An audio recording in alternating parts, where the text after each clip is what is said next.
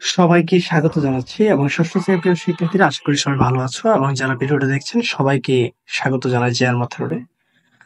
আজকে আমি ষষ্ঠ শ্রেণীর গণিত পঞ্চম অধ্যায়ের অনুশীলনীর 33-34 নম্বরটা অঙ্ক এবং 34 নম্বর একটা সৃজনশীল আছে, এই দুইটা অঙ্কের সমাধান করবো। তো আশা করি ভিডিওটি সবাই মনোযোগ সহকারে দেখবেন। প্রথমে 33 নম্বর অঙ্কে যাবো। বলছে তিনটি ক্রমিক স্বাভাবিক বিজোড় সংখ্যা, তিনটি ক্রমিক স্বাভাবিক বিজোড় সংখ্যার যোগফল হচ্ছে 27, সংখ্যা তিনটি নির্ণয় করো। তাহলে আমরা যদি লক্ষ্য করি, প্রথম বিজোড় সংখ্যাটা যদি ধরি 1, তারপরটা হচ্ছে কি 3, তারপরটা হচ্ছে কি 5, তাহলে 1 থেকে 3 পার্থক্য কত? 2, আবার 3 থেকে 5 পার্থক্য কত? 2, মানে 2 করে বৃদ্ধি পাইছে। তার মানে আমরা যখন বিজোড় সংখ্যাগুলো ধরবো, প্রথম সংখ্যাটা যাই ধরি, এর সাথে যদি 2 করে যোগ করে যায়, তাহলে কিন্তু পরবর্তী বিজোড় সংখ্যাগুলো আমরা পেয়ে যাই। তাহলে প্রথমে আমরা লিখতে পারি যে ধরি প্রথম বিজোড় সংখ্যাটা হচ্ছে কত? x, দ্বিতীয় বিজোড় সংখ্যাটা হচ্ছে কত? x প্লাস 2, আর তৃতীয় বিজোড় সংখ্যাটা কি? এর সাথে আরো 2 যোগ করবো, তাহলে কত হয়ে যাবে? x plus 4। লক্ষ্য করো, প্রথম সংখ্যাটা যদি আমরা x ধরি, মানে 1, এর সাথে যদি 2 যোগ করি তাহলে কত হয়ে যাবে? 3, আবার যদি এর সাথে আরো 2 যোগ করি তাহলে কত হয়ে যাবে? 5। তার মানে প্রথম সংখ্যাটা হচ্ছে x, দ্বিতীয় সংখ্যাটা হচ্ছে কি x প্লাস 2, আর তৃতীয় সংখ্যাটা হচ্ছে কি x প্লাস 4। এবার প্রশ্ন মধ্যে এই তিনটা সংখ্যা আমরা একত্রে যোগ করব, তাহলে কত হবে? x plus 2 plus x plus 4 equal হচ্ছে কি 27। এখানে আছে x, এখানে আছে x, এখানে সবগুলো আগে কিন্তু প্লাস আছে, তার মানে যোগফল হবে 3x, আর এখানে 2 আর 4 যোগফল হয়ে যাবে হচ্ছে কত? 6 ইকুয়াল হচ্ছে 27। যেহেতু প্লাস 6 আছে, ওই পক্ষে আমার -6, মানে -6 করতে হবে, ওই পক্ষে 6 বিয়োগ করতে হবে, অর্থাৎ সমীকরণের বিয়োগ বিধি দিয়ে কাজ করতে হবে। তো বিয়োগ বিধি দিয়ে কাজ করলে এখানে থাকবে হচ্ছে 3x, আর এখানে হচ্ছে 27 থেকে 6 চলে গেলে থাকবে হচ্ছে 21। এবার ভাগ করবো 3 দ্বারা, 3 দ্বারা যদি এখানে ভাগ করবে তাহলে এখানে থাকবে হচ্ছে x, আর এখানে থাকবে হচ্ছে 7। তার মানে প্রথম বিজোড় সংখ্যাটা কত হয়ে যাবে? 7। এবার 7 এর সাথে যদি আরো 2 যোগ করি তাহলে কত হয়ে যাবে? 9, 9 এর সাথে আরো 2 যোগ করে কত হয়ে যাবে? 11। এবার যদি এগুলো যোগ করি তাহলে 11 এবং 9 যোগ করলে হচ্ছে 20, 20 এর সাথে যদি আমরা 7 যোগ করি তাহলে হচ্ছে 27। ঠিক আছে, তার মানে তিনটি সংখ্যা হয়ে গেলো, একটা হচ্ছে কি 7, একটা হচ্ছে 9, একটা হচ্ছে 11। তো আশা করি বিজোড় সংখ্যার যোগফল থাকলে কিভাবে অঙ্কটা করতে হবে বুঝতে পেরেছ।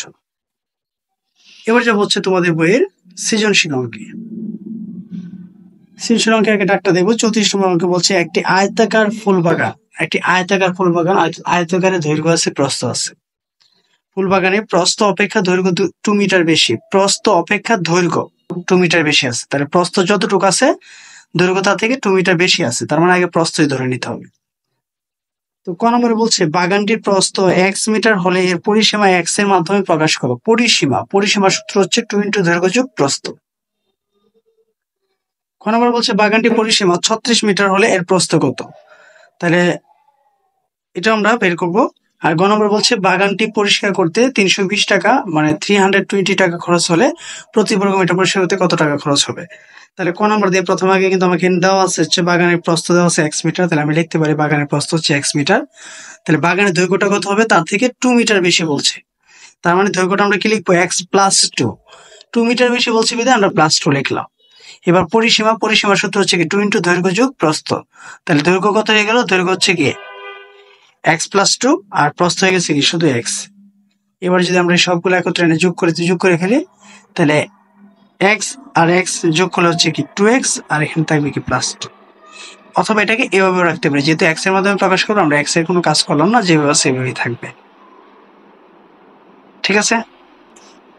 তো খ নম্বর করার সময় যেহেতু খ নম্বর আমাকে পরিসীমা 36 মিটার হলে বলছে প্রস্থ কত, তার পরিসীমা লেখার জন্য প্রথমে আমরা লিখবো যে ক হতে প্রাপ্ত পরিসীমাটা যে x এর মাধ্যমে প্রকাশ করছিলাম, যে 2 × x প্লাস x প্লাস 2। তার মানে এটা যোগ করলে কত হয়ে যাবে? 2 × 2x প্লাস 2 ইকুয়াল হচ্ছে কি 36। তো এখান থেকে আমরা x এর মানটা বের করতে পারি। কিভাবে বের করবো? প্রথমে 2 দ্বারা গুণ করবো, 2 × 2 = 4, 4x প্লাস 4 ইকুয়াল 36। প্লাস 4 আছে, তার মানে ওকে -4 করতে হবে, এখানে -4, এখানে -4, তার মানে 4x ইকুয়াল কি 32। এবার এটাকে যদি আমরা 4 দ্বারা ভাগ করি তাহলে x এর মান কত পেয়ে গেলাম? 8। এটা হচ্ছে কি প্রস্থ, আমাকে কিন্তু প্রস্থ বের করতে বলছে, যে তাহলে প্রস্থ কত? তাহলে প্রস্থ কত হয়ে গেল? 8 মিটার।